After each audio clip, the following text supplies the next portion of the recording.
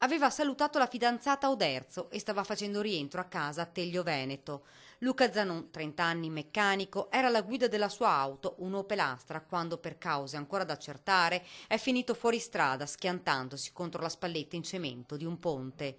L'uomo è morto sul colpo, le lamiere accartocciate, i ricordi di una vita stroncata troppo presto. Luca aveva deciso di sposarsi a breve, avrebbe realizzato il suo sogno, ma all'alba, intorno alle 5, sulla strada regionale Postumia, in località Pradipozzo, il tragico incidente.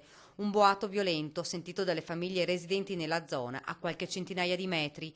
Immediato l'allarme. Sul posto sono arrivati subito i vigili del fuoco che hanno dovuto lavorare a lungo per riuscire a liberare il trentenne dalle lamiere accartocciate, gli uomini del 118 e i carabinieri. Il giovane era molto conosciuto in paese, viveva assieme ai genitori, la mamma ed il papà invalido. In via Suzzolins abitano anche i parenti di Luca. Da questa mattina è stato un via vai di amici e familiari che si sono stretti attorno ai genitori del trentenne. Lavorava in una concessionaria, amava le auto ed era sempre molto attento alla guida. Quella strada la faceva spesso, fidanzato con una ragazza di Oderzo, percorreva la Postumia quasi ogni sera. Forse un malore o un colpo di sonno fra le cause del drammatico sinistro. L'auto ha sbandato in un rettilineo, nessun segno di frenata, le ruote della macchina sono finite sul ciglio erboso, poi lo schianto. Una scena terribile ai primi soccorritori, Luca incastrato fra le lamiere che non gli hanno lasciato scampo, il muro divelto, a terra i segni dell'ennesima tragedia della strada.